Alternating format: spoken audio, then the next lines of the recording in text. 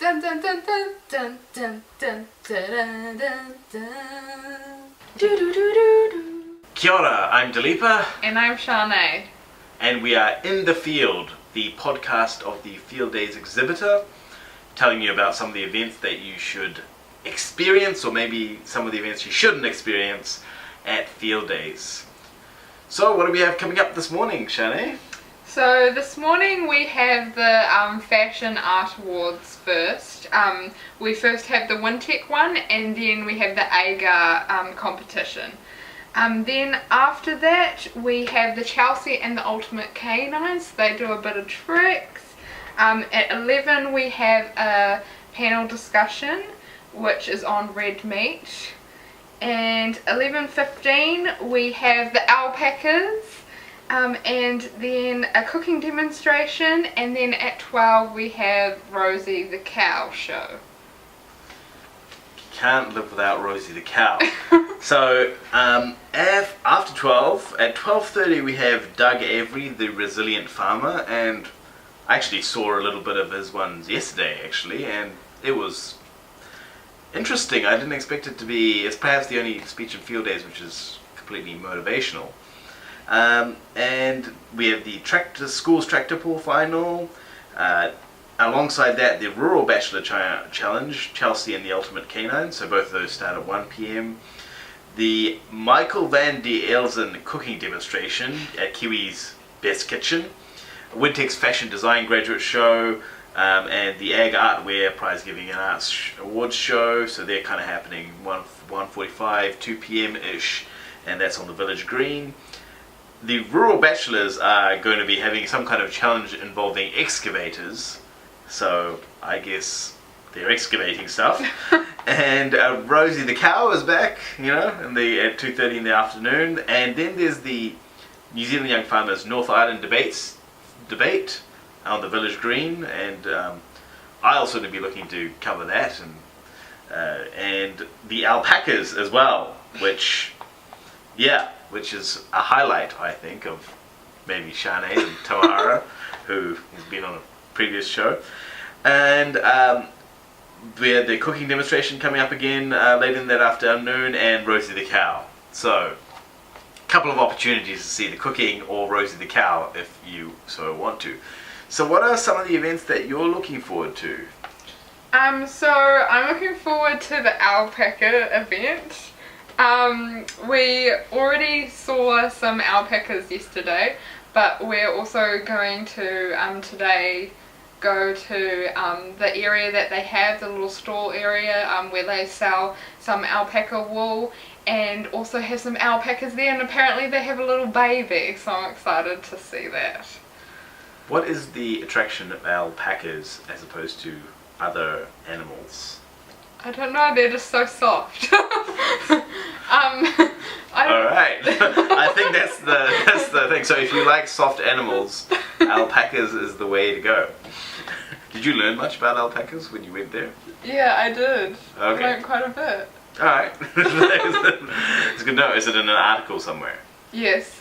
So Tamara wrote an article. She's been on the podcast previously, so you can go see that on exhibitor.co.nz. If you want to find out more about alpacas, yeah. Yeah, you can even play this podcast and open that story in another tab and listen to this podcast. Oh, wow. While you're reading the story about it. So, it's a couple of stories that you can do that with. And, any other things that you're looking forward to?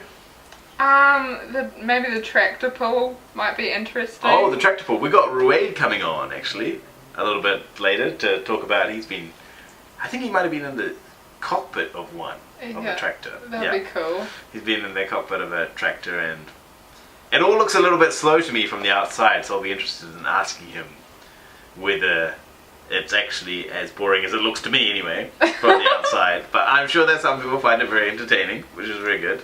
What are you looking forward to?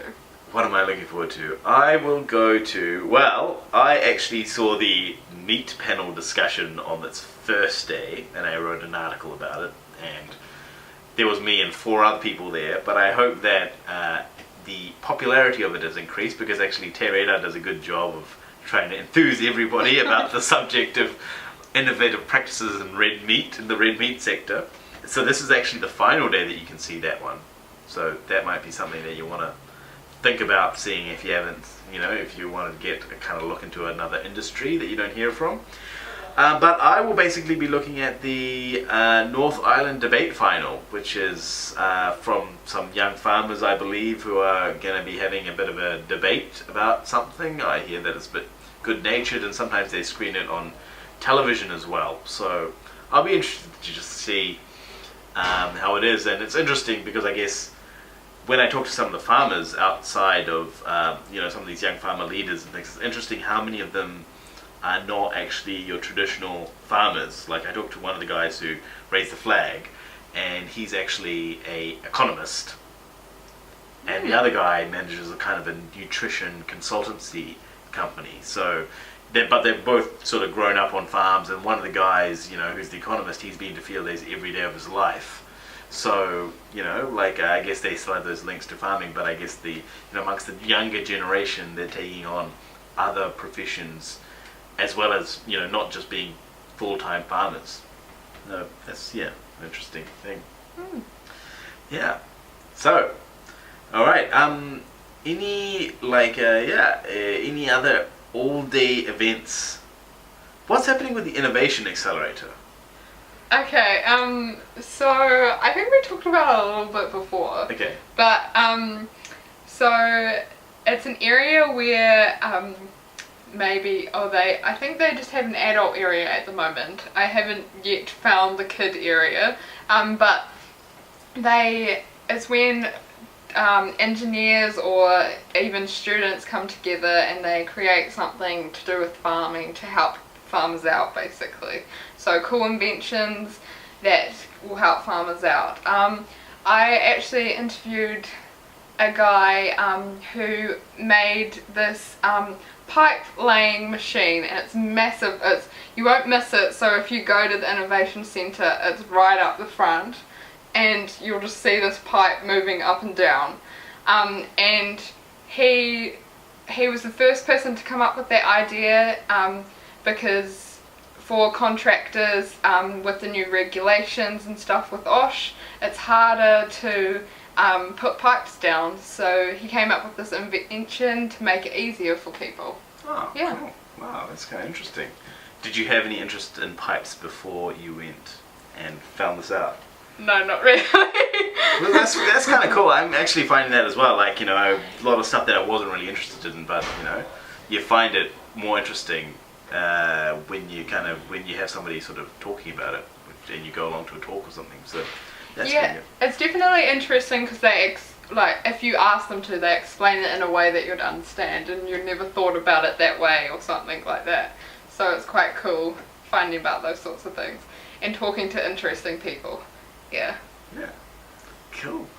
All right. Well, this is after the Ruade interview. This will be our final podcast, basically. Yeah. So we will be, finding out. Shane has to go, and I'll be talking to Ruade, and then this will be the final In the Field podcast, because the weekend we're not going to be going to Fieldays. So, all you townies, have a good day. Apparently it's supposed to rain though, so... Yeah. That's a bit disappointing. That's also why I'm staying away. All you townies, because I'm totally not one of you. Yep. So, us farm folk will be staying away and just enjoying our rain on our farms, or whatever it is. Okay, yeah, well, we'll just take a little bit of a break, and then we'll have Ruade onto the show. Okay, bye. So here we are, back again with Ruade, who has been out in the field exploring some of the motorsport options available at Fieldays. So, what have you been doing, Ruade? Well, Dalipa, I've been participating in some quite thrilling acts, as a matter of fact. I've been participating in the tractor pull event, and I've also been participating in the four-wheel drive test track at the Isuzu D-Max exhibit. Okay, so both of those look pretty boring from the outside. Is that the reality? Yes and no. The tractor pulling, not so much. That does actually require a lot of skill, and you can see that when you're inside the cabin. As a spectator, that might not have some of the background knowledge. Yeah, I can understand how it does seem quite boring. But when you're inside the cockpit and you see the driver fiddling around with the gear ratios and stuff, it actually is quite a thrilling sport. Now, the Isuzu D-Max test track, not so much. It's not really that thrilling. It's pretty boring. They tell you to take your foot off the accelerator, the clutch, and the car basically just drives itself around the track. Not thrilling. You're probably maxing out 5 kilometers an hour. You know, I've had more fun in bed. Drives it when you didn't have to drive yourself. Yeah, that's what I'm saying. Yeah. So why? I mean, how did it drive itself? I mean, you mean it's just going like coasting along? Well, because it's a diesel, it has a lot of torque. So basically, once you've let the clutch out, the torque pretty much overrides all the driving. Oh. If your petrol car, like basically, if you try and do it in a petrol car, you take your clutch out, it will drive for some time, but then it'll end up stalling. Oh. But because the Isuzu D-Max has a lot of torque and a lot of power from down low, it essentially drives itself. It's not a self-driving car, you still have to steer it and brake, etc. But in terms of going over hills and down hills, it will do its job by itself. So it's a D-Max as in D for diesel? I assume so. With a max on the end? Yeah. To make it cool? Yeah, cooler. Cooler than a diesel car. Yeah. UT oranges. Yeah. Okay, then what about, I mean, the tractor pull? I mean, how did you go about getting that story? I mean, what did you go through to, you know, kind of get in the cockpit of one? Well, initially I got wind of the story through a press release that Fieldays had sent us about winners of the last Fieldays tractor pulling event. And they made mention of the track's debut last year, so I wanted to delve a little bit deeper into I don't know, about the track and how it debuted last year.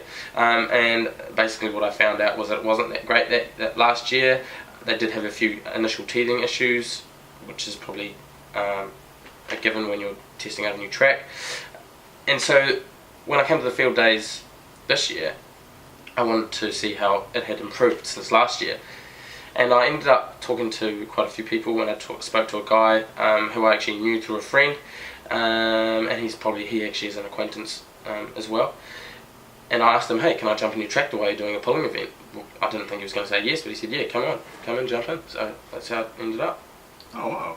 Okay, so like, I mean, you kind of stumbled onto a bit of an interesting issue there, I guess, with the track and the differences. I did, and it ended up being that the track had improved quite a lot since last year. They threw a little bit of sand down, they made it a little bit drier, but of course it's still relatively new, so they are going through some still little teething stages.